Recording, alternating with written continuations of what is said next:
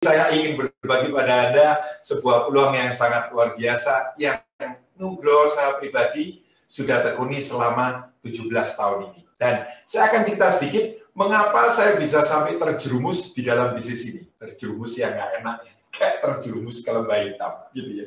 Nah, Bapak Ibu sekalian, dulu saya sebagai seorang mahasiswa dan pada waktu itu saya juga bekerja sebagai seorang guru renang. Nah, dalam hal ini saya punya dua permasalahan, Bapak Ibu. Kalau di sini ini adalah lingkaran keinginan dan kebutuhan saya, okay. Di sini adalah lingkaran pendapatan saya, Bapak Ibu. Jadi pendapatan saya pada waktu itu sebagai seorang pelatih renang hanya kurang lebih 500.000 per bulan. Nah, setelah dipotong-potong dengan kebutuhan hidup saya sehari-hari, baik untuk hidup, untuk kuliah, untuk kebutuhan untuk transportasi dan lain-lain. Satu bulan saya itu paling banyak cuma bisa menabung yaitu 50.000. Nah, ini pun dengan catatan saya nggak punya yang namanya pos kelakuan, Bapak Ibu sekalian. Tentunya Anda tahu ya pos kelakuan ya. Ya biasalah anak muda gitu ya, malam mingguan pergi jalan-jalan sama mantan pacar gitu ya. Pasti yang pertama kali kan kalau keliling gitu ya, terus lihat barang, itu mantan tuh tanyanya pasti gini kan, ini loh, bajunya bagus, beliin dong. Saya jawab dengan bijaksana tuh gini, sebentar, saya lihat dulu bahannya. Mulut saya ngomong lihat bahannya, tapi sebetulnya mata saya melihat kemana rekan-rekan? Mata saya sebetulnya melihat pada harga. Begitu saya buka harganya 300.000, saya langsung bilang, nggak cocok nih buat kamu. Sama kulitmu kontras, nanti malah nggak kelihatan baik. Cari yang lain aja. Nah, biasa kan, akhirnya kan, oh kamu nih pelit. Nah, cowok kalau dia mau pelit, harga dirinya kena. Maka saya akan bilang apa? Kata siapa pelit? Cari yang lain. Keliling-keliling, cari yang lain. Ketemu Bapak Ibu. Celana tipe 7/8. Alias celana cingkrang gitu ya, kalau istilah orang Jawa bilang. Nah, setelah dibuka, dia ngomong, ini loh gimana? Bagus nggak? Sekali lagi saja, sebentar, saya lihat dulu, bahannya enak atau enggak. Saya pura-pura pegang ini ya, rekan-rekan, tapi yang saya lirik harganya. Begitu saya lirik harganya, cuma hanya 100.000. Mulut saya ini langsung otomatis bilang apa? Ini loh baru cocok buat kamu. Beli dua nggak apa-apa kalau yang seperti ini. Kenapa rekan-rekan? Karena pendapatan saya yang sangat minim. Hanya 500.000 per bulan, dan ini yang bisa saya tabung. Nah, Bapak Ibu sekalian, di satu sisi, saya punya banyak keinginan. Nah, pertanyaan saya kira-kira, Bapak Ibu, kalau kira-kira kita punya keinginan, apakah itu dosa? Tidak ya. Asal keinginan itu diwujudkan dengan cara yang halal. Nah, waktu itu keinginan saya sederhana. Saya tuh pingin untuk cepat-cepat lulus kuliah, cepat-cepat punya kerjaan, setelah itu punya pendapatan, pingin cepat-cepat kaya, ya, kemudian nikah, gitu ya, bukan kawin ya. Nah, rekan-rekan, maka yang pertama saya butuhkan, saya ingin sekali setelah menikah itu, saya ingin punya yang namanya rumah pribadi. Pada waktu itu saya cek berapa harga rumah, Bapak Ibu. Harga rumah di Surabaya itu lokasi di pinggiran Surabaya ya, tempatnya katanya jin buang anak ya, lokasi ujung bumi dekat bulan itu. Rumah tipe RSSSSSSSS saja ya. Yang singkatannya rumah sangat sederhana sehingga selonjor sulit, senggol-senggolan sana sini, sumpek semuanya gitu. Itu aja harganya kurang lebih 100 juta. Nah, Bapak Ibu, saya mulai melihat, kalau uang yang saya bisa tabung itu 50.000, terus harus beli rumah 100 juta, kira-kira kapan saya bisa beli rumahnya? Saya hitung aja loh, tanya sama SPG-nya, Mbak, ini kalau dicicil bisa enggak untuk di kredit KPR? Oh bisa Mas, DP-nya berapa? 30%, saya hitung. 30% dari 100 juta, itu keluarnya sama dengan 30 juta. Saya bagi dengan uang yang bisa saya tabung sebulan cuma 50.000. Keluarnya luar biasa rekan-rekan. Keluarnya 600 bulan. Keluarnya genap 50 tahun. Jadi saya 50 tahun saya tuh baru bisa membayar down payment rumahnya dengan catatan harga rumahnya nggak naik. Kalau naik saya ngaplo lagi rekan-rekan. Jadi apa yang terjadi akhirnya? saya hapus keinginan saya untuk beli rumah. Kemudian saya punya keinginan lagi yang lain, misalnya ingin untuk punya mobil pribadi. Karena mobil bukan lagi barang mewah, tapi hanya alat transportasi biasa. Ya, ya kalau kita seperti tahu, kalau hujan nggak hujanan, kalau panas nggak kepanasan. Nah, maunya si rekan naik yang namanya mobil Honda gitu. Kalau bisa BMW, karena singkatannya kan buat menggait wanita, gitu kan ya. Nah, dapatnya saya Honda. Tapi kalau Hondanya teman saya, itu setirnya bulat, ada atapnya, oke. AC-nya itu pendingin alias air conditioner gitu ya, katanya. Nah, kalau saya ini Hondanya, setirnya lurus gitu. Terus samping kanan kirinya ada embel-embelnya Honda GL gitu ya, tanpa atap. Yaitu Honda genjot langsung gitu, GL Pro, genjot langsung merotoli gitu ya rekan-rekan. Nah, rekan-rekan, berapa beli mobil? Tentunya saya tidak punya uang untuk membelinya. Itulah alasan kenapa saya potong-potong lagi keinginan saya untuk beli mobil. Termasuk keinginan yang lain, pergi jalan-jalan luar negeri, punya pendidikan sekolah yang lebih baik, butuh biaya yang lebih gede, saya hapus. Saya ingin juga untuk apa? Mendandani diri saya. Ya beri pakaian bermerek, beli sepatu, parfum, dan lain-lain. Tapi berapa harganya? Akhirnya apa yang saya lakukan? Saya hapus, saya potong-potong semuanya, sampai saya mendapatkan lingkaran keinginan dan kebutuhan itu yang pas sama pendapatan saya. Sehingga rekan-rekan, tanpa disadari rekan-rekan sekalian, saya ini hidup dalam keadaan memperkecil terus keinginan dan kebutuhan saya. Tapi saya lupa bahwa sebetulnya penyelesaian dari permasalahan saya sebetulnya sangat simpel rekan-rekan. Saat saya ketemu teman saya bilang seperti ini, Nuk, cara mikirmu ini terbalik. Ini cara mikirnya orang miskin, Nuk. Wah, emosi saya. Lu nuduh saya miskin gitu ya. Terus dia bilang gini, Nuk, tunggu sebentar, jangan marah. Gini loh, Nuk, kebanyakan dari kita, 95% masyarakat Indonesia, ya, itu mikirnya selalu memperkecil keinginan dan kebutuhannya. Itu yang terjadi. Memperirit pengeluaran. Apakah salah? Enggak, Nuk. Tapi lihat, karena fokusnya memperkecil pengeluaran, akhirnya parameter pendapatannya tetap terus. Maka yang harusnya kamu lakukan, sebetulnya kamu harus terbalik mikirnya. Terbalik gimana, bro? Kamu harusnya berpikir, bagaimana caranya memperbesar pendapatan kamu. Sehingga dengan membesarnya pendapatan kamu ini tadi, kamu bisa mencukupi semua keinginan dan kebutuhan kamu. Saya langsung terpikir, iya betul juga ya. Saya sudah punya pendapatan utama senilai 500.000. Berarti kalau saya mau memperbesar ini tadi, saya membutuhkan yang namanya pendapatan sampingan, pendapatan tambahan.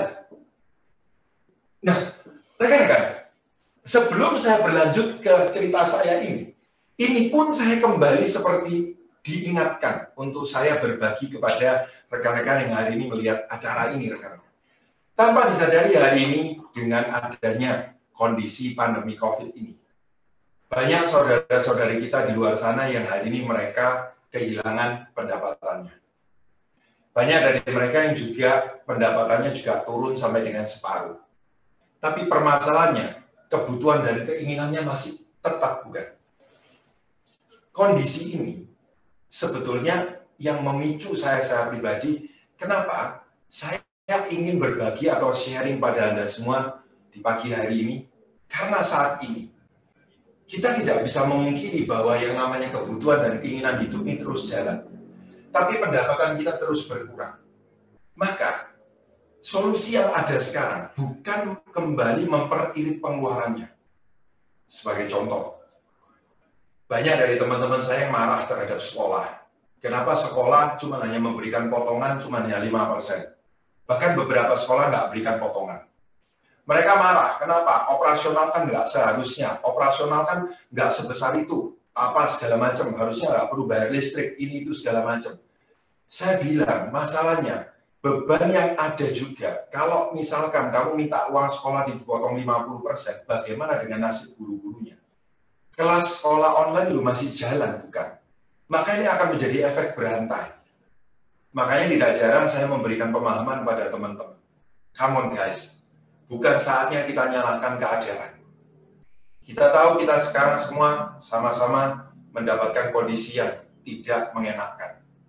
Tetapi mari, bukan saatnya kita menyalahkan kondisi, menyalahkan orang lain, tapi hari ini mari kita melihat ke diri kita. Yang harus kita pikirkan justru sekarang, bagaimana dengan kebutuhan yang masih terus berjalan, kita harus fokus untuk mulai memperbesar pendapatan kita. Fokusnya ada di sini. Dan sangat related sekali dengan hari ini, kalau Nugroho mungkin berbagi atau sharing pada Anda semua, pada waktu itu rekan-rekan, apa yang saya cari untuk bisa menambah besar pendapatan saya? Yang pertama, saya berpikir bagaimana saya bisa mencari pendapatan tambahan, yaitu dengan cara punya gaji yang lebih tinggi. Gitu. Tetapi rekan-rekan kita sama-sama tahu, nggak mudah untuk bisa keluar dari tempat kerja yang lama, menuju tempat kerja yang lain yang baru, kemudian minta digaji lebih tinggi. Pasti bos itu pasti akan bertanya, siapa lu memangnya? Lu kok mau minta seperti itu? Akhirnya apa? Solusi pertama nggak mungkin saya lakukan. Akhirnya solusi saya yang kedua, waktu itu saya terpikir, bagaimana kalau saya coba ambil kerja tambahan, extra time dengan cara mengerjakan yang lain. Nah, saya mulai cari-cari rekan-rekan, apa kira-kira bisa saya lakukan? Oke. Nah, saya kalau pelajaran pada waktu kuliah itu saya nggak pinter. Kalau saya misalkan itu memberikan les atau kursus ya pelajaran, ya bahasa Inggris lah, misalkan kemudian matematika, fisika, kimia, pasti yang ada, pasti murid yang di les nilainya malah jelek semua, bukan merah lagi karena kebakaran mungkin ya nilainya. Sehingga saya waktu itu cuma yang kepikir begini, apa yang bisa saya lakukan? Saya sudah pulang, saya punya keahlian satu, apa itu? Bisa nyetir mobil. Nah, saya sempat melamar ke salah satu pangkalan taksi yang cukup terkenal di Surabaya. Saya tanya di sana berapa pendapatan kalau saya menjadi supir taksi itu, driver itu. Beliaunya bilang, ya toh, targetnya murah, targetnya rendah maksudnya, cuma hanya kurang lebih 100.000. Waduh, saya pikir menarik nih 100.000 gitu. Terus saya tanya, satu shiftnya berapa jam? 8 jam. Wih, 8 jam ya. Saya tuh sempat mikir, udahlah kalau gitu saya ambil aja kalau gitu. Nah, kan, untungnya saya ini masih sadar. Saya nggak mengambil, kenapa? Karena saya habis pulang kuliah, itu pukul 4 sore, saya melesin renang, rata-rata jam 4 atau jam 5, itu sampai jam 8 malam. Oke. Nah, saya baru bisa jalan, berarti narik taksi jam 9 malam kan, rekan. Nah, kalau saya jalan, narik taksi jam 9 malam, gitu ya rekan. 8 jam kemudian, satu shift, berarti selesainya kan jam 5 pagi. Saya tidur cuma 2 jam, kemudian jam 7 saya kuliah lagi, pulang jam 4, saya ngelesin renang, jam 9 saya narik taksi lagi, nggak usah lama-lama aja. Saya melakukan kehidupan yang seperti itu, nggak usah lama, cuma 2 bulan aja paling lama. Saya sudah langsung nanti main sinetron judulnya baru, gitu. Mati muda sebelum menikah, gitu kan ya. Sehingga apa yang jadi solusi saya untuk bekerja tambahan seperti itu, saya akhirnya lupakan gitu ya. Terus kemudian saya kepikir, kenapa nggak coba untuk kongsi? Teman-teman saya pada ngajak kongsi, tapi kemudian saya mulai mikir lagi. Saudara saja bisa saling bunuh gara-gara uang, apalagi teman. Sehingga saya berpikir, sudahlah nggak usah kongsi. Kongsi ini aneh rekan-rekan. Kalau pada saat belum ada hasil, biasanya semua bisa saling akur. Tapi kalau saat mulai ada hasil, seringkali salah satunya sudah mulai timbul rasa iri untuk bisa menguasai, ya toh, uang bagian punya temannya. Dan tentu saja selain itu, saya berpikir faktor modal. Uangnya siapa? Sehingga yang keempat, saya berpikir waktu itu kenapa nggak coba berwirausaha sendiri aja dengan uang seadanya. Tetapi pada saat saya mulai berpikir tentang wirausaha sendiri, saya akhirnya mulai terpikir, untuk wirausaha sendiri ini nggak mudah. Kita harus melakukan yang namanya studi kelayakan bisnis. Seperti yang Anda bisa lihat di slide. Misalkan, membangun usaha yang paling kecil saja, jangan yang gede. Yang gede adalah pabrik. Di atas pabrik adalah sebagai distributor. Di bawahnya lagi agen. Saya ngomong bentuk usaha yang paling kecil, yaitu misalkan saya membangun toko aja. Kira-kira rekan-rekan, kalau saya membangun toko, ya hari gini, kalau ingin bisa bersaing dengan toko yang lain sebagai bentuk bisnis, mau itu online shop lah, usaha retail, maka saya harus membutuhkan modal yang sangat besar. modal itu jatuhnya kemana rekan-rekan? Pasti yang pertama jatuhnya untuk sewa tempat. Yang kedua untuk stok barang. Ketiga untuk fasilitasnya, listrik, air, telepon, peralatan kantor, mungkin sekaligus dengan armada pengirimannya. Dan kemudian bahkan gaji pegawainya. Sehingga hari ini, kalau saya membangun bisnis, pasti kendala yang terbesar adalah faktor modal. Apalagi berusaha di bidang retail, maka persaingannya akan sangat banyak. Selain itu, apalagi rekan-rekan, sudahkan bisnis yang harus dilakukan adalah pengadaan dan pemasaran produknya. Belum lagi sistem manajemennya. Ya, karena hari ini seperti kita ketahui, majalah Forbes bahkan sudah mengatakan bahwa hari ini ada 100 bisnis dibuka. Tahun pertama 50%-nya gagal. Dan ternyata setelah 5 tahun, yang tersisa tinggal hanya 4%. 4% itu tadi bukan berarti mereka berhasil dan menjadi besar, tapi banyak dari mereka yang tidak menghasilkan apapun. Dan ini menarik sekali rekan-rekan semua karena sistem manajemen. Belum lagi kalau kita bicara mengenai pengetahuan hukum dan juga masalah perpajakan. Seperti kita ketahui rekan-rekan, hari ini banyak pengusaha besar pun sekarang menderita atau suffer cuma hanya karena masalah hukum dan juga pajak rekan-rekan. Dan yang terakhir adalah risiko yang tinggi. Bukankah itu yang membuat akhirnya banyak dari kita seringkali agak was-was untuk mencoba membangun diversifikasi usaha yang kedua bagi Anda para pengusaha. Karena pasti kita punya kekhawatiran, ya kalau jalan. Kalau nggak jalan bagaimana? Termasuk hari ini kalau Anda sebagai seorang karyawan, Anda pun kepikir mungkin untuk membangun sebuah usaha. Tapi pada saat kita berpikir tentang risiko yang ada, kalau kita gagal, maka modal pun akan hilang, bahkan harta pribadi pun bisa kena, rekan-rekan. Nah, itu yang membuat akhirnya mengapa saya pada waktu itu berpikir, kenapa saya tidak mencoba untuk membangun bisnis idaman. Bisnis idaman versi Nugroho adalah, kalau bisa yang pertama, bisnis itu modalnya minim. Sehingga risikonya minim. Tapi yang menarik, potensi pendapatannya besar. Dan waktunya bebas, bisa dijalankan kapanpun. Karena saya tadi punya kendala masalah waktu. Dan tentunya hari ini yang mendengarkan, misalkan ibu rumah tangga pasti setuju dengan saya, kalau Anda nggak punya waktu karena harus ngurus rumah, ngurus anak, ngurus suami, banyak hal yang diurus, pasti Anda mencari bisnis kalau bisa waktu itu bebas, fleksibel. Nggak harus jaga toko terus gitu ya. Nah, kemudian apa rekan-rekan? Memungkinkan kita bisa ekspansi usaha, ya itu mudah dan bisa di mana-mana, luas. Tidak dibutuhkan pendidikan dan pengalaman tertentu. Sistemnya sudah terbentuk, artinya seperti bisnis franchise yang sudah ada sistemnya, tinggal running well, tinggal dijalankan. Dan yang terakhir, peluangnya masih besar. Bapak Ibu, rekan-rekan sekalian, kira-kira kalau hari ini Anda mendapatkan peluang, di mana rekan-rekan sekalian? Memenuhi kriteria dari bisnis idaman ini tadi. Menurut Anda rekan-rekan, Anda kira-kira mau tidak bergabung di bisnis ini? Bisnis idaman. Kalau ada yang menawarkan kepada Anda sebuah peluang yang bisa memenuhi kriteria bisnis idaman, kira-kira Anda mau nggak rekan-rekan? Pasti mau, betul ya? Tetapi Anda pasti bertanya, mana ada Nugroho bisnis yang kayak gini? Lihat 3 kondisi pertama aja. Kalau bisnis itu mau hasilnya gede, modalnya harus tambah gede, risiko harus tambah gede, betul kan seperti itu? Nah, rekan-rekan, ini berita baiknya.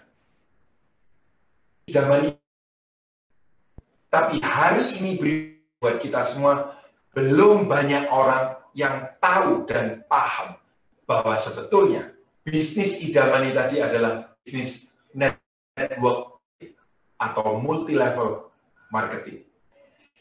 Yang selama ini banyak orang bahkan masih mengatakan, ya MLM ini katanya penipuan. Bahkan masih banyak yang negatif thinking dengan yang namanya MLM. Nah, Bapak Ibu sekalian, memang ada banyak faktor penyebab orang yang menjalankan bisnis MLM ini, kemudian mereka mendapat info bahwa MLM tidak baik. Penyebabnya karena rekan-rekan mereka ikut di perusahaan network marketing yang tidak baik. Atau mungkin mereka justru bergabung yang namanya money game. Mereka bergabung di arisan berantai bank gelap yang menjanjikan hasil besar tanpa perlu harus berusaha. Termasuk saya pribadi, rekan-rekan. Saya dulu termasuk juga dalam golongan GAM, atau singkatannya Gerakan Anti MLM. Jadi saya dulu sangat anti. Kalau ada teman nawari saya MLM, saya sudah langsung bilang apa? Jauh-jauh kamu dari saya. Saya nggak suka sama itu. Nah, rekan-rekan, sejujurnya, bukan karena saya pernah ikut bergabung, kemudian saya jalankan, dan saya gagal. Sehingga akhirnya ada faktor trauma nih, pokoknya nggak mau. Bukan. Saya menjadi negatif cuma hanya karena omong-omongan atau pembicaraan teman-teman di sekeliling saya. Sebagai contoh, rekan-rekan, teman-teman kuliah semua pada bilang apa? Nuk, kalau kamu nanti ditawarin bisnis, modalnya puluhan ribu, hasilnya ratusan juta. Ingat Nuk, dipikir, kita nih golongan intelektual Nuk, katanya. Saya padahal kuliah nggak lulus-lulus, diomong intelektual gitu ya, besar kepalanya. Jadi dikasih tahu, kalau ada orang MLM yang nawarin, produknya ini katanya gampang dijual, ini bisnisnya modal murah, dapat hasilnya bisa ratusan juta, dipikir baik-baik ya Nuk. Orang buka kios rokok aja nggak kaya-kaya Nuk, itu loh. Berapa modalnya? Jutaan paling enggak, apalagi puluhan ribu. Masuk akal ya. Terus teman-teman di tempat klub renang yang saya mengajar berenang di sana, semuanya pada bilang, Bapak Ibu, ngomongnya gini, kita ini profesional tuh. Nanti ya, kamu tak kasih tahu.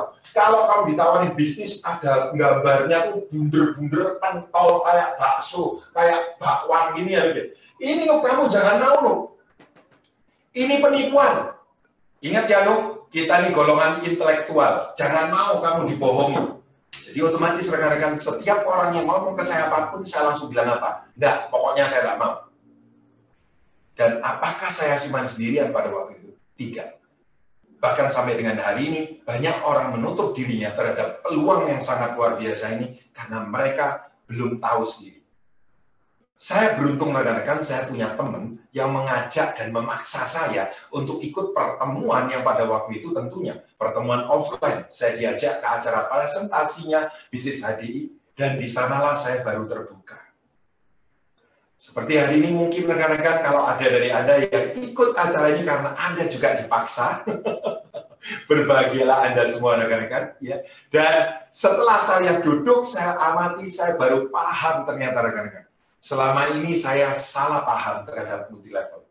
Ternyata banyak buku, banyak bukti yang menuliskan bahwa bisnis multilevel marketing ini justru bisnis idaman atau bisnis abad 21 yang sangat luar biasa. Mulai dari majalah Success Magazine, mulai dari buku Berpikir dan Berjiwa, Berpikir dan Menjadi Sukses. Terus kemudian Business of the 21st Century. Terus ada juga di sini seperti buku The Secret Book of Multilevel Marketing.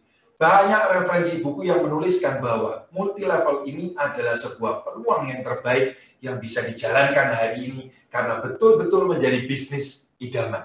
Dan rekan-rekan dari sinilah saya akhirnya mulai terbuka saat saya melihat ternyata 10 profesi termahal untuk menjadi miliarder di Indonesia pada waktu itu dan bahkan sampai dengan hari ini. Peringkat pertamanya adalah distributor multilevel marketing. Dengan ancar-ancar pendapatan 100 sampai 200 juta per bulan, pada saat mereka mau menekuni selama 1 sampai dengan 2 tahun saja, mereka punya potensi sampai sekian. Dan kenapa? Bahkan ditulis di peringkat yang pertama, mengalahkan profesi yang lain. Karena diukur dari lamanya mencapainya, kemudian dengan modal yang dibutuhkan. Rekan-rekan, tanpa modal yang besar, tapi kita bisa mendapatkan revenue atau income yang sangat besar. Dengan adanya majalah Warta Ekonomi ini semakin memantapkan saya bahwa bisnis multilevel marketing adalah bisnis yang layak untuk dipertimbangkan rekan-rekan. Dan buat Anda semuanya, Nugroho saya pribadi cuma hanya belajar satu hal ini rekan-rekan, yaitu dari Bapak pendiri air kemasan pertama di Indonesia. Dan tentunya kalau Anda tahu inisialnya, Anda pasti tahu. Beliau bernama Pak Tirta Utama. Pada waktu awal pertama beliau merintis bisnis air kemasan itu rekan-rekan dengan inisial A ini tadi di depan. Banyak orang bilang Pak Tirta Utama gila. Indonesia kaya air. Kalau mau jualan air di negeri Timur Tengah yang gersang, gurun. Tapi rekan-rekan kita sama-sama tahu hari ini Bapak Tirta Utama menjadi konglomerat yang sangat luar biasa, meninggalkan harta kekayaan keturunan kepada anak cucunya yang tidak terbatas cuma hanya karena jualan air. Yang mana pada awal tahun 80-an sampai akhir tahun 80-an, Pak Tirta Utama dianggap gila. Tapi hari ini rekan-rekan kita sama-sama tahu. Bahkan kita pelosok pedesaan pun mereka tidak lagi merebus air dan mengaduk sirup, tidak. Mereka kalau bikin acara hajatan, mereka selalu pakai air kemasan itu. Dari sini saya cuma belajar satu hal rekan-rekan. Justru di saat bisnis itu, belum banyak orang yang minded. Berarti peluang kita justru besar sekali. Tapi kalau kita menekuni bisnis yang hari ini semua orang sudah tahu, berarti peluang kita akan semakin kecil.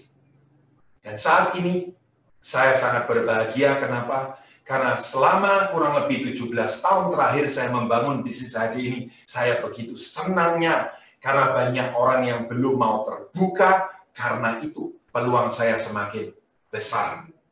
Dan saya mengajak pada Anda semua rekan-rekan hari ini untuk bisa melihat bagaimana sih sebetulnya untuk memilih multi level yang baik dan benar. Jangan sampai kita salah pilih, sebab kita mau menyekolahkan anak kita pun kita harus memilih.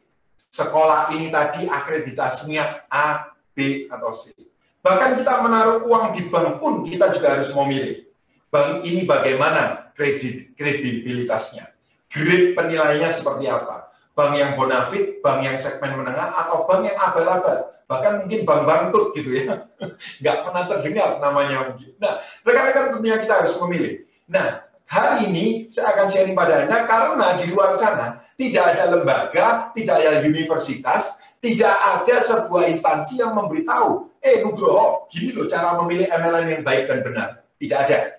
Itulah kenapa cara memilih MLM yang baik dan benar ada 4, rekan-rekan. Perhatikan, yang pertama justru ikutilah perusahaan network marketing yang bukan cuma hanya menjual janji income besar, rekan-rekan. Kenapa? Justru Anda ikutilah perusahaan MLM yang punya support system atau pendidikan yang bisa menjamin Anda dari Anda bergabung, Anda menjalankannya sampai sukses, Anda di guidance seperti GPS, seperti Google Map yang menuntun Anda dari perjalanan berangkat sampai sukses itu ada guidance-nya, rekan-rekan.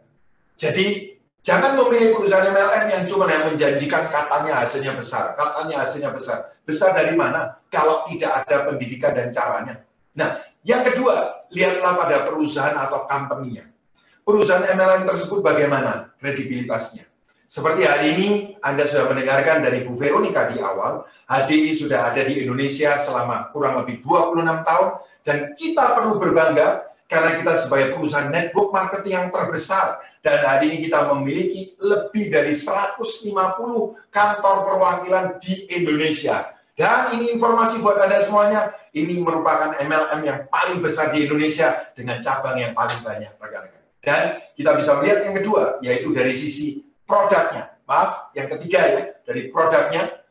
Produk seperti tadi yang sudah digambarkan, bahkan Dr. Ivan Husada pun menjelaskan semuanya, bahwa produk kita ini tadi sudah ada secara uji klinisnya. Bukan cuma hanya bicara tentang ini produk herbal, yang testimoni katanya bagus gitu ya. Tapi selain testimoni itu, ada uji klinis yang betul-betul secara penelitian menunjukkan bahwa produk kita betul-betul bermanfaat.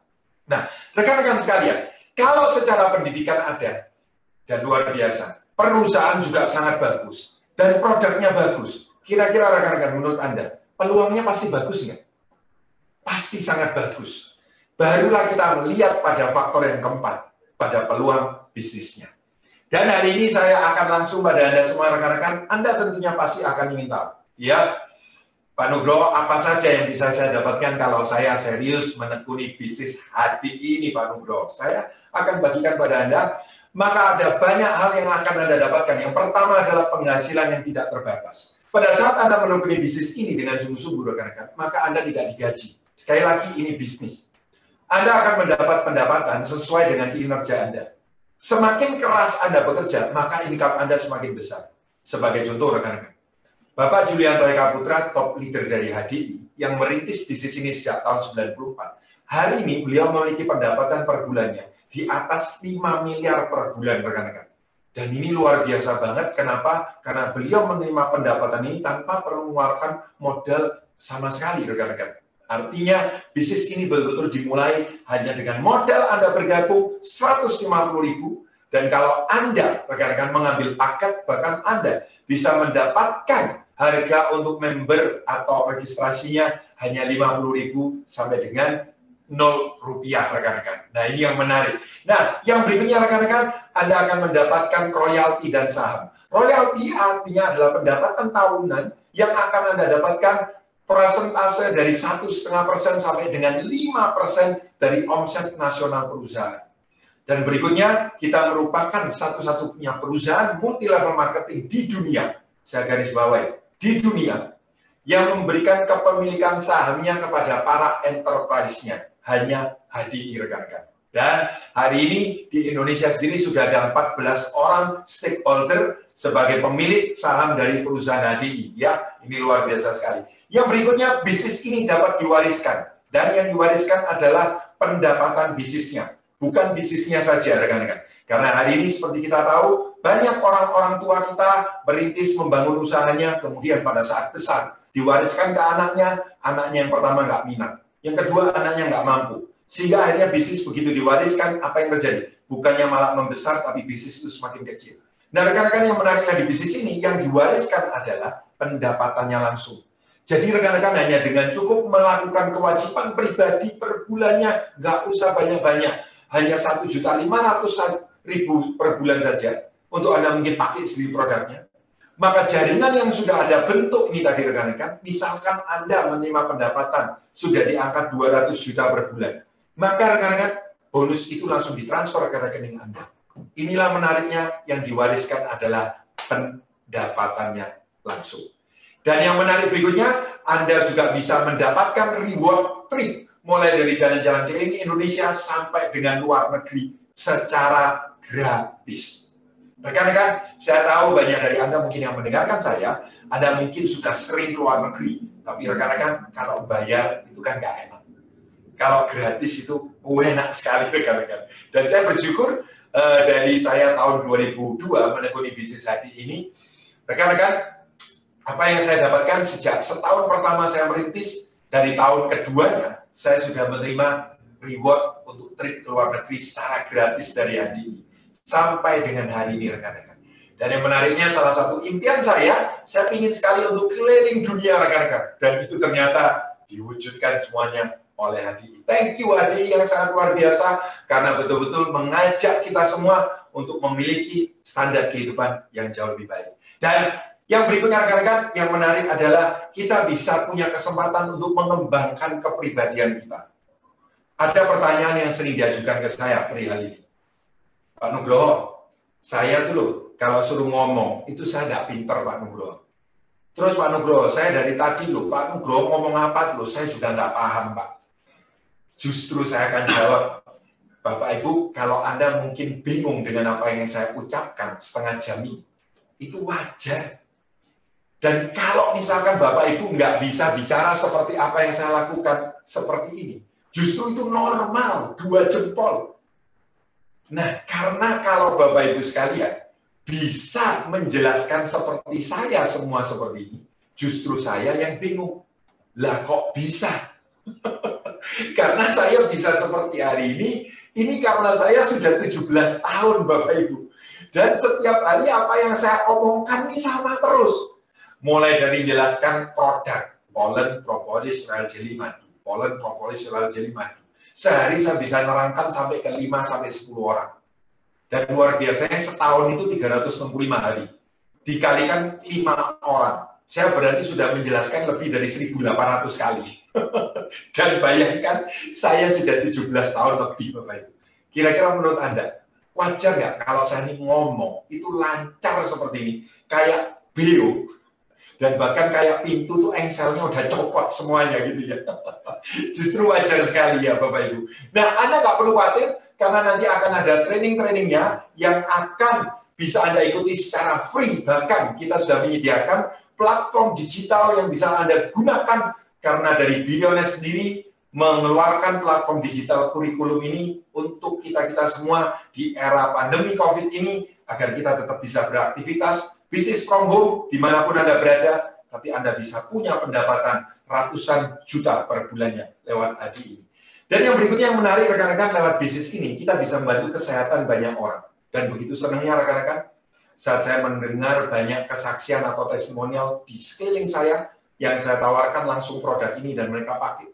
Mereka terlindungi dari virus COVID-19 ini, daya tahan lebih baik, dan bahkan banyak dari mereka yang kemudian merasakan kesembuhan dari penyakit-penyakit yang dimiliki, ya penyakit degeneratif seperti stroke, seperti diabetes, banyak kebantu rekan-rekan. Dan itu membuat saya jadi sangat senang, apalagi saat saya melihat banyak sekali testimonial orang-orang yang hari ini baik itu status ODP atau PDP, lewat produk ADI ini, mereka bisa kebantu kesehatannya. Bagi saya rekan-rekan, itu sesuatu yang lebih daripada nilai uang yang kita dapatkan. Jauh lebih berharga. Selain itu rekan-rekan, kita juga bisa punya kesempatan membantu banyak orang lain di luar sana untuk memperbaiki tingkat kesejahteraan hidupnya lewat bisnis HDI ini. Seperti tadi yang Nugroho sharingkan di depan, hari ini banyak dari mereka yang kehilangan pekerjaannya, kehilangan bisnisnya, atau banyak dari mereka sekarang pendapatannya menurun. Maka mari kita bisa bersama-sama ajak mereka untuk menekuni bisnis ini dengan serius dan menerima pendapatan yang semakin besar. Dan ini yang luar biasa sekali, saya juga thank you banget buat teman-teman, para enterprise HDI yang sekarang sudah menjadi bagian dari founder Sekolah Selamat Pagi Indonesia, di mana rekan-rekan kita punya kesempatan untuk menjadi pendiri donatur utama dari Sekolah Selamat Pagi Indonesia yang merupakan sekolah yang diperuntukkan bagi anak-anak yatim piatu, yatim atau piatu dari seluruh Indonesia, tanpa memandang perbedaan suku, ras, agama, dan golongan. Mereka kita tampung bukan hanya sekolahnya saja yang kita biayai, tapi juga sekaligus dengan biaya kehidupannya. Ini betul-betul sangat luar biasa sekali rekan-rekan, karena tidak ada maksud sedikit pun untuk menyombongkan diri, tapi Bapak Ibu boleh cek di luar sana, kira-kira ada tidak hari ini perusahaan di luar sana yang juga melakukan apa yang kita lakukan di HDI ini. Rekan-rekan, terima kasih untuk kesediaan Anda menjadi bagian dari keluarga besar kami.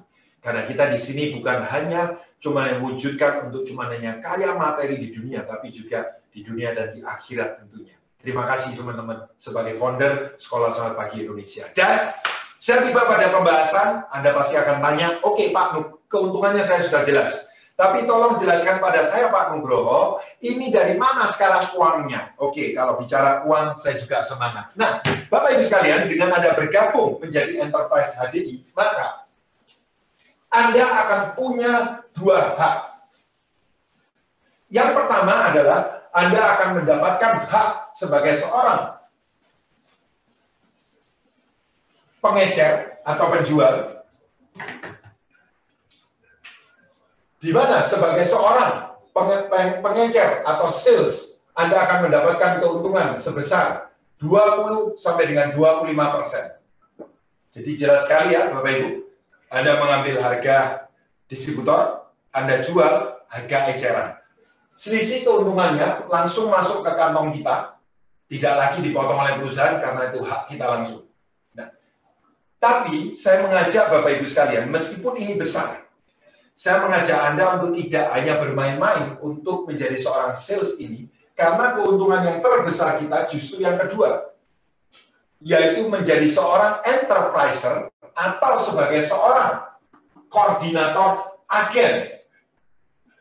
Nah, sebagai seorang enterpriser atau koordinator agen, Anda akan mendapatkan keuntungan sebesar 5%. Nah, kelihatannya orang berpikir mungkin kok 5% kecil ya dibanding dengan menjualnya. Bapak Ibu sekalian, tapi seperti kita ketahui, keuntungan per bungkus mie instan yang ada di pasaran, kira-kira menurut Anda, yang didapat antara pengecernya, salesnya, tokonya, dengan distributornya, kira-kira menurut Anda besar mana Bapak Ibu? Pasti besar distributornya. Tapi ada nggak kira-kira distributor itu yang lebih kaya daripada, ada nggak kira-kira Bapak Ibu sekalian? Sorry, ini saya ulang ya. Bapak Ibu sekalian, kira-kira kalau dari pengecer dan juga dari distributor, keuntungan per bungkusnya ini besar mana? Keuntungan per bungkusnya? Pasti besar pengecer, betul ya? Tapi ada nggak kalau kita sekarang tanya, pengecer ataupun sales ini tadi yang lebih kaya daripada distributornya? Pasti nggak ada. Distributor itu mengambil memang kecil, hanya 5%. Tapi dia mainnya adalah main quantity atau jumlah yang semakin banyak. Sama dengan kita di bisnis ini, rekan-rekan. Nah, sebagai seorang koordinator agen, maka tugas kita adalah mencari agen tersebut. Nah, misalkan nih rekan-rekan, Anda semua yang sedang menyaksikan saya, kira-kira kalau teman 100 orang saja, kira-kira Bapak Ibu punya nggak hari ini? Pasti punya kan? Nah, menurut Anda kira-kira kalau dari 100 orang itu kita cuma hanya butuh 5 orang saja yang mau menekuni bisnis ini bersama dengan kita, kira-kira menurut Anda gampang atau sulit? Pasti gampang. Lah misalkan Anda mau 10-15, boleh nggak? Boleh. Tapi kita ambil misalkan 5 orang saja. Nah, kalau misalkan Anda mengkoordinasi 5 orang, kemudian dari 5 orang itu mereka mengajak 5 orang lagi, maka akan ada 25 orang. Seterusnya 25 orang, maka akan menjadi 125 orang. 125 orang akan menjadi 625 orang. Berikutnya akan menjadi 3.125 orang, dan kita lihat rekan-rekan. Di akhir kita bisa melihat 5.000, 15.625.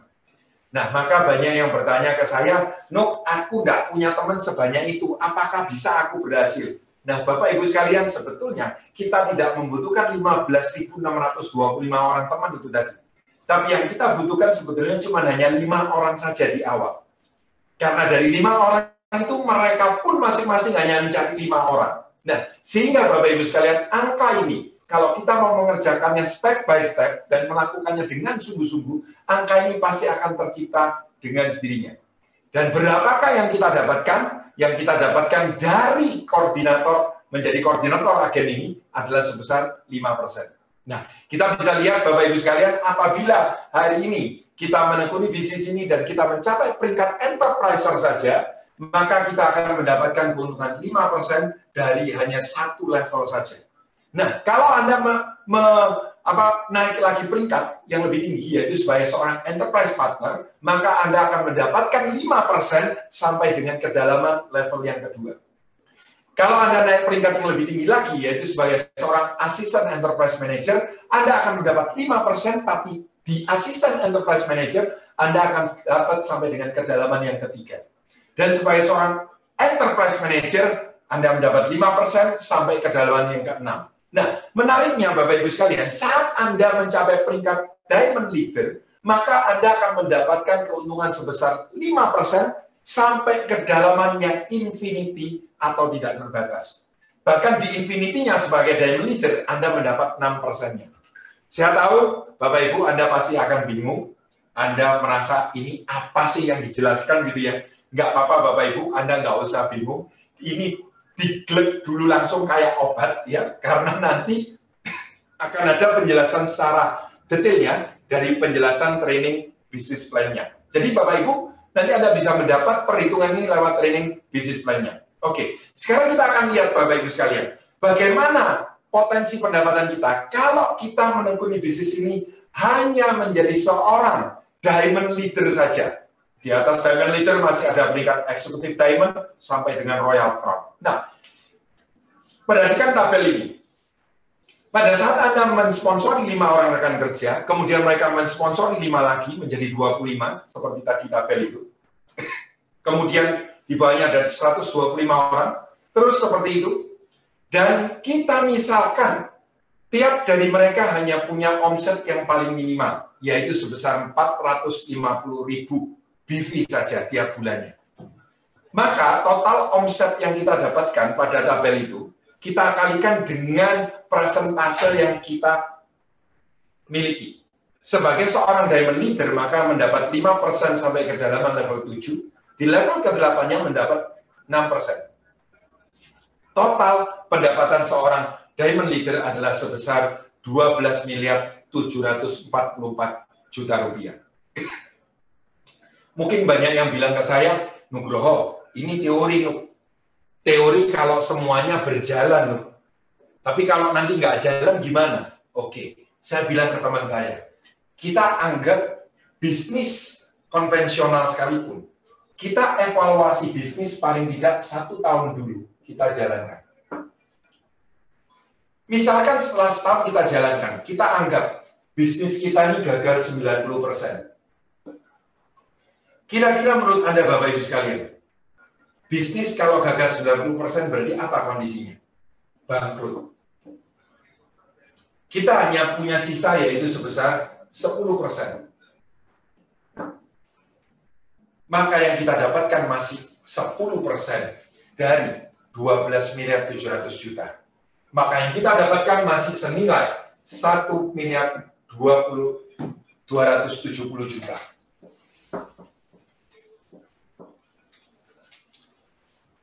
Dan taruhlah, kalau hari ini mungkin kita bicara, no, bisnis harus ngitung peluang terjeleknya. Oke, kita taruh setelah jalan setahun, kita bukan gagal 90%, tapi kita hitung kita gagal 99%. Kira-kira menurut Bapak Ibu, kalau bisnis gagal 99%, apa kondisinya?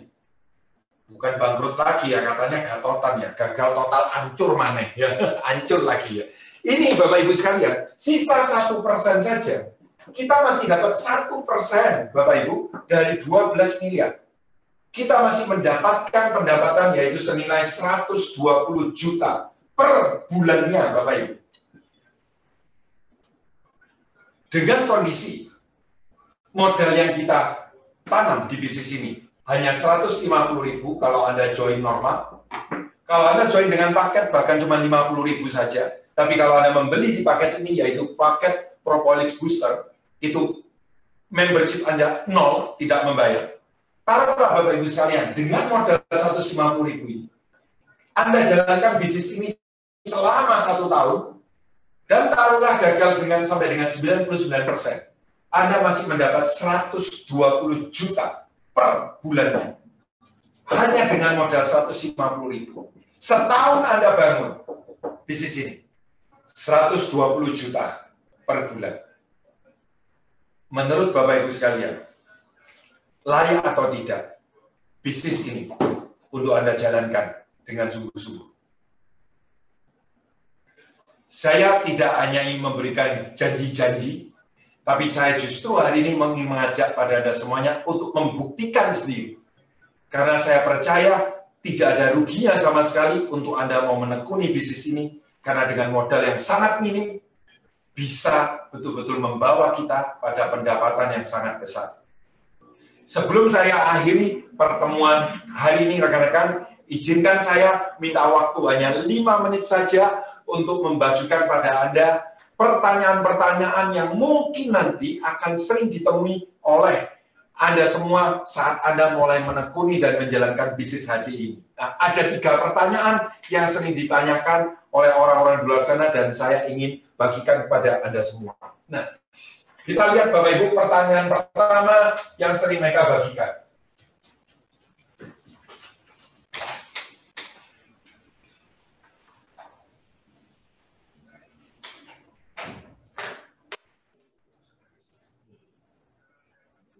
Nah, pertanyaan yang pertama pada saat nanti Anda mulai menjalankan bisnis ini, yang umum ditanyakan persis seperti cerita saya yang pertama.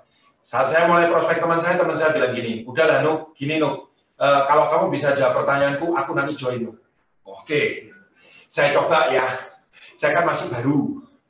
Nah, nanti kalau saya nggak ngerti, saya tanya sama senior saya, terserah Nuk, pokoknya lu bisa jawab, gua join. Oke, saya coba. Terus dia tiba-tiba bilang gini, Nuk, aku tanya sama kamu, kalau ini Nuk, ini aku join, aku nih temanmu, aku join. Di atas itu kan ada kamu Nuk, yang ngajak Nugroho, betul kan? Oh betul, saya ngomong, benar sekali. Nah, terus sekarang aku tanya Nuk, ini kan kalau aku punya omset, kamu dapat kan dari aku kan 5%-nya? Oh ya benar, sip. Sebentar Nuk, di atasnya lagi ada orang lagi nggak? Oh, ada, upline-ku. Ini dapat 5% lagi ya, Nuk? Dapat. Nuk, di atasnya ada orang lagi nggak? Ada. Udah agak jengkel saya. Dapat 5% lagi kan? Dapat. Atasnya, Nuk, ada lagi nggak? Ada. Atasnya lagi? Ada. Sebentar gini ya, tak gambarin. Di atas saya itu masih banyak orang sekali. Kenapa? Saya ini soalnya orang ke-74.045. Di atas saya masih banyak orang yang lainnya. Oh ya, sudah Nuk kalau gitu. Berarti sudah jelas. Oke, berarti kamu gabung ya? Sebentar, Nuk. Aku nggak jadi gabung. Loh, katanya kalau kamu sudah tak jawab pertanyaannya, kamu mau gabung. Sebentar, gini loh. Ngapain aku bikin bisnis, aku jual, punya omset, kamu yang dapat untung. Terus kemudian di atas-atasnya dapat untung semua. Kamu tak kasih tahu ya, Nuk. Daripada aku kerja nguntungin orang lain, lebih baik aku tidur di rumah. Terus saya akhirnya bilang gini ke dia, sebentar, kamu ini kerjanya apa sih? Aku Nuk, aku adalah konveksi. Oh gitu. Sekarang kamu barangnya ambil dari mana? Saya tanya gitu. Sorry ya, Bu. Aku barang nggak ngambil dari mana-mana. Kamu tak kasih tahu ya. Aku punya tukang jahit sendiri, aku punya mesin jahit sendiri. Baju tak jahit-jahit sendiri, jadi baju tak jual-jual sendiri. Dapat untung, aku makan-makan sendiri keuntungannya. Aku nggak bagikan ke orang lain kayak kamu ini semua. Oh, sip kalau gitu. Jadi kamu punya tukang jahit sendiri, punya mesin jahit sendiri? Iya dong. Oke, sekarang pertanyaanku gini. Kainnya kamu bikin sendiri atau beli? Oh, kainnya ya beli, mana bisa kainnya aku bikin sendiri. Ya sudah, saya gambar akhirnya rekan-rekan. Kalau ini konversimu, oke, kamu beli kain dari mana? Dari toko kain. Pertanyaan saya sekarang, apa kamu sebenarnya nggak kenal bosnya toko kain? Toko kain ngambil dari agen kain. Apa sebenarnya kamu sekarang nggak langsung juga tidak ngenain bosnya agen kain? Agen kain ngambil dari distributor kain. Distributor kain ngambil dari pabrik kain. Apa kamu juga nggak ngenain bosnya pabrik kain? Pabrik kain ngambil dari agen benang. Agen benang ngambil dari distributor benang. Distributor benang ngambil dari pabrik benang. Masih kurang kamu. Pabrik benang ngambil dari petani kapas. Petani kapas beli gula, toko gula ngenain toko gula. Toko gula, agen gula. Agen gula, pabrik gula. Pabrik gula, petani kebu. Ya. Nggak ada habisnya. Saya bilang ke teman saya, justru yang namanya bisnis itu baru bisa jalan kalau yang terjadi adalah hubungan simbiosis mutualisme atau hubungan yang saling menguntungkan. Hari ini coba kita lihat rekan-rekan. Hubungan antara yang namanya bos sama karyawan saja. Ini bisa terjalin karena saling menguntungkan. Coba lihat kalau salah satunya aja tidak merasa diuntungkan. Pasti hubungan ini akan pecah, bukan? Misal, bos ngasih gaji besar, tapi karyawannya malas. Apa yang kira-kira dilakukan oleh bosnya? Dipecat dia. Apa kata bosnya? Nggak menguntungkan pelihara dia. Gaji gede tapi malas. Sebaliknya, karyawan mengabdi mati-matian ke perusahaan, tapi gaji nggak naik-naik. Apa yang dilakukan karyawan? Kebanyakan akan pergi keluar. Apa kata karyawannya? Tidak menguntungkan ikut bos ini. Bos ini pelit. Coba lihat rekan-rekan. Ada tidak bisnis yang tidak menguntungkan orang lain? Justru hari ini saya melihat sebuah konsep di multi level marketing yang sangat luar biasa rekan-rekan. Bahwa seorang upline, seorang sponsor tidak akan mungkin bisa mendapatkan hasil yang besar kalau mereka tidak membuat orang yang diajaknya menjadi sukses terlebih dahulu. Kalau hari ini mereka menjadi upline atau leader menerima pendapatan yang besar itu karena memang mereka layak mendapatkannya, karena mereka membantu rekan kerjanya sampai sukses, punya pendapatan jutaan, puluhan juta, sampai ratusan juta. Makanya kenapa mereka hari ini punya namanya passive income. Bukan karena mereka diam-diam di rumah, nggak melakukan apa-apa, tiba-tiba semua dolennya kerja sendiri semua, dan dia terima duitnya. Adakah kira-kira orang yang mau dibodohi seperti itu? Tidak ada rekan-rekan. Itulah luar biasa di MLM. Kita di sini bisa menjadi besar karena saling menguntungkan. Simbiosis mutualisme. Pertanyaan yang kedua yang sering dibagikan adalah, Nuk, aku nggak mau ikut yang gitu-gituan. Kenapa? Hasilnya kecil, Nuk. Aku sudah jalan 6 bulan. Aku jalan 6 bulan untuk dapatnya cuma 5 juta. Loh kan lumayan. Berarti 5 juta kali dengan 6 bulan, 30 juta. Bukan, Nuk. Itu 6 bulan total. Bulan pertama sampai ke 6, aku dapat cuma 5 juta. Oh, saya kemudian tanya, kalau gitu gini, kamu jalannya tiap hari nggak? Oh ya nggak tiap hari lah, aku jalan ya kalau memang ya aku sempat. Oke, sekarang gini, kamu part time ya? Iya, aku part time. Oke, sekarang saya tanya, kamu berarti begini, 1 minggu kamu kira-kira jalan berapa jam? Ya, 1 minggu aku jalan ya 3-5 jam. Oke, tak ambil 1 minggu kamu jalan 5 jam. Berarti kalau kamu hari ini, ya toh, jalan selama kurang lebih, ya toh, 1 bulan, itu kan berarti 20 jam. 1 bulannya, per bulan. Nah, kamu tadi bilang 6 bulan kan? Berarti 6 bulan kali 20 jam. Berarti keluarnya 120 jam yang kamu jalan. Nah, saya tidak kira-kira, kalau saya mengatakan rekan-rekan, orang kerja normal 1 harinya, itu 8 jam kerja. Maka saya dibagi dengan 8 jam kerja per hari. Maka lihat rekan-rekan, 120 jam, bagilah dengan 8 jam kerja per hari. Keluarnya adalah 15 hari. Saya bilang ke teman saya, sebetulnya kamu ini menjalankan hadiahnya baru 15 hari. Kamu sudah dapat 5 juta. Itu sudah bagus sekali. Kamu mau kerja di mana? Kerja ikut orang apalagi 15 hari setengah bulan. Mau dapat 5 juta. Dari mana ceritanya rekan-rekan? Nggak mungkin dikasih gajinya. Belum genap 1 bulan. Saya bilang ke teman saya, memang kamu joinnya itu 6 bulan yang lalu. Ini join bergabungnya, tanda tangannya. Tapi sebetulnya menjalankannya itu baru 15 hari. Dapat 5 juta, ini juga sudah besar rekan-rekan. Betul ya rekan-rekan semuanya? Nah ini pertanyaan kedua yang sering ditanyakan oleh banyak orang, mengapa hasil saya kecil? Sebetulnya bukan karena hasilnya kecil, tapi karena waktu yang mereka jalankan pun juga terlalu sedikit. Nah ini pertanyaan terakhir, tapi saya simpan buat Anda karena ini yang paling sering ditanyakan. Mereka selalu bilang apa? No, aku nggak mau sama yang gitu-gituan. Apa gitu-gituan? Ya gitu tuh. MLL itu kan? Ya itu kan? LML itu kan? LLM itu kan? Saya bilang bukan. Ini MLM. Ya sudah pokoknya itu loh. Pokoknya LLM itu pokoknya aku nggak mau. Saya tanya kenapa? Kasih tahu kamu ya loh. Teman-temanku ikut sudah. Kemudian gagal semua. Saudaraku ikut gagal. Kemarin yang paling update, mamaku ikut 2 bulan lalu. Gagal. Terus kalau kemudian aku ikut, kemudian gagal, ngapain aku ikut? Daripada buang-buang uang, buang-buang waktu, ya mending aku nggak usah ikut. Oke, sekarang begini. Kan kamu masih taunya sama yang gagal. Kamu pernah ketemu nggak sama orang yang sukses? Oh, belum tahu. Oke, sekarang gini. Tak tunjukin ya contoh orang-orang yang berhasil lewat bisnis MLM HDI khususnya. Tuh, lihat di layarmu. Oke. Saya bilang ke rekan saya. Tuh kamu lihat yang pertama. Yang namanya Julianto Eka Putra. Itu lihat. Oke. Dulu mantan karyawan bank. Salah satu bank swasta terbesar sebelum likuidasi tahun 98 waktu Krismon. Tuh beliaunya sudah hitam, pendek, gemuk, bulat, tidak berhadiah lagi. Itu loh pendapatannya 5M lebih, 5,5M. Tahu nggak pajaknya aja 700 juta. Bisa beli 1 Toyota Fortuner dan masih ada kembaliannya. Itu Julianto Eka Putra.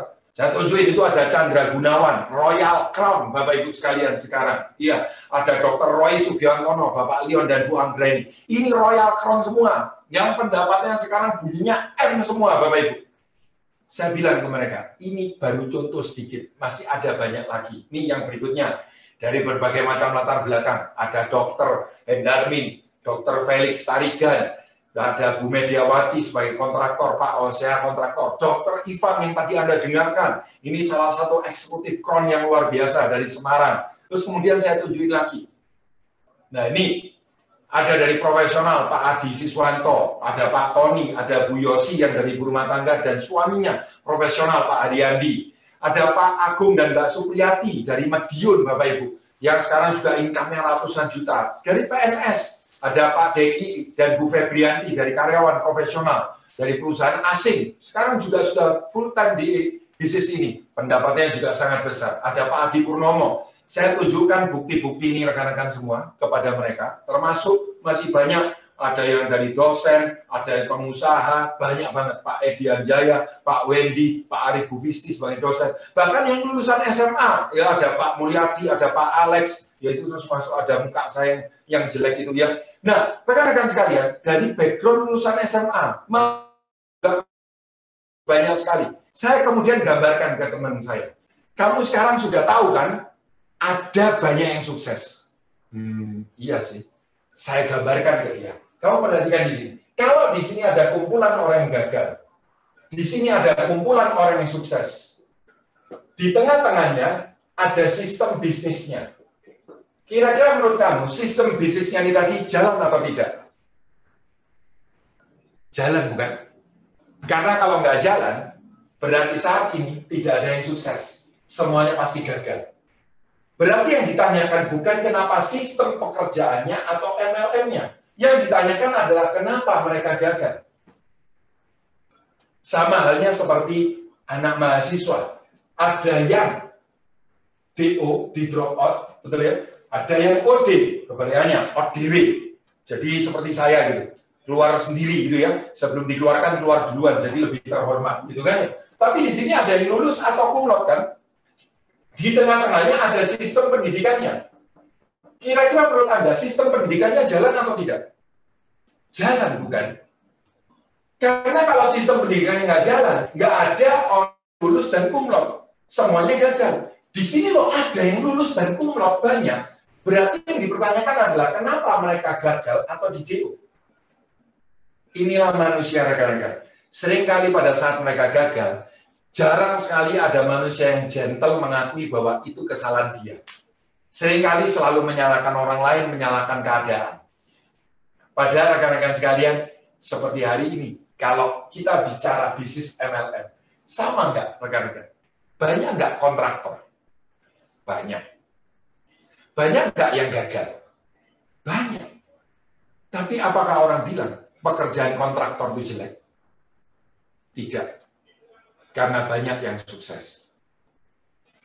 Pengusaha handphone, banyak nggak? Banyak. Banyak nggak yang gagal? Banyak juga. Tapi apakah orang bilang buka toko handphone jelek?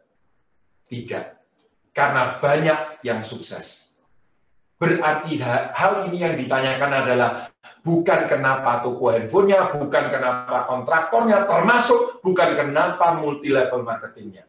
Karena banyak yang sukses di industri multi level marketing ini, maka hal ini yang ditanyakan adalah kenapa mereka gagal? Maka jawabannya hanya satu. Karena seringkali mereka tidak ikut sistem yang ada. Kalau mereka menekuni bisnis HD ini dan mereka mau mengikuti sistemnya, saya percaya rekan-rekan dalam waktu 1 tahun, kalau pendapatan 30-50 juta pun pasti ada di tangan rekan-rekan. Kami tidak mau memberikan janji-janji bualan kosong rekan-rekan, tapi kami hari ini mau mengajak pada Anda semua untuk membuktikan sendiri bahwa peluang di HD ini sangat luar biasa, karena rekan-rekan kita saat ini memasuki momentum yang sangat besar sekali dengan adanya kondisi pandemi dari COVID-19 ini, maka rekan-rekan kita bisa melihat bahwa banyak pekerjaan-pekerjaan atau bisnis-bisnis yang terpengaruh semuanya rekan-rekan. Seperti yang Anda lihat, ada yang menuju di kondisi sebagai potensial loser dalam hal bisnis mereka. Anda bisa lihat di sana yang bagian merahnya. Kemudian Anda bisa melihat di bagian hijau bahwa itu adalah bagian dari potensial winner bisnis. Ya. Kita bisa melihat rekan-rekan seperti e-commerce, ICT, personal and healthcare, kemudian food processing dan retail bisnis ini lagi meningkat. Tapi yang paling bagus Anda bisa lihat rekan-rekan, medical supply and services. Seperti apa yang hari ini saya sharingkan kepada Anda semua. Bahwa peluang yang ada di HD ini sangat luar biasa sekali. Buat teman-teman semuanya, ini semakin menguatkan bahwa sejak 5-10 tahun yang lalu, saya selalu sharing pada teman-teman bahwa industri yang akan berkembang sangat luar biasa adalah wellness industry. Kenapa rekan-rekan? Karena efek sebab akibat, karena efek dari kemajuan zaman, karena teknologi yang semakin berkembang, karena industri yang terus bertumbuh dengan sangat masif, mau tidak mau menghasilkan sebuah efek samping, yaitu penurunan kualitas kesehatan manusia. Itulah kenapa peluang wellness industry ini sangat besar, dan hari ini proven sekali dari 2 buku yang sangat luar biasa, The Next Trillion Dollar dan buku Wellness Revolution, yang mana ini dituliskan langsung oleh pengamat ekonomi yang sangat terkemuka, yaitu Paul Pilsner. Dia adalah CEO Citibank New York dan juga pengamat ekonomi terkemuka di Amerika, yang menuliskan 2 buku ini sudah jauh sekali dari kejadian yang hari ini kita rasakan bersama rekan-rekan. So, buat teman-teman semua, ini bukan sebuah kebetulan kalau kita bisa bergabung bersama untuk menjadi bagian dari keluarga besar HD. Bersama dengan Anda semua, kami percaya rekan-rekan, kita bisa membantu, mengedukasi banyak orang di luar sana, yang mana mereka hari ini masih belum melek terhadap kesehatan. Mereka butuh dibantu, diedukasi tentang gaya hidup sehat, dan bagaimana memelihara imunitas tubuh atau kesehatan kita, dan kita pun juga bisa membantu peluang bisnis melalui bisnis high desert yang luar biasa ini. Segera ikuti pelatihannya secara digital, dan saya percaya rekan-rekan sekalian, kita akan ketemu kembali di pertemuan yang berikutnya, tapi dengan keadaan Anda yang jauh lebih baik dari hari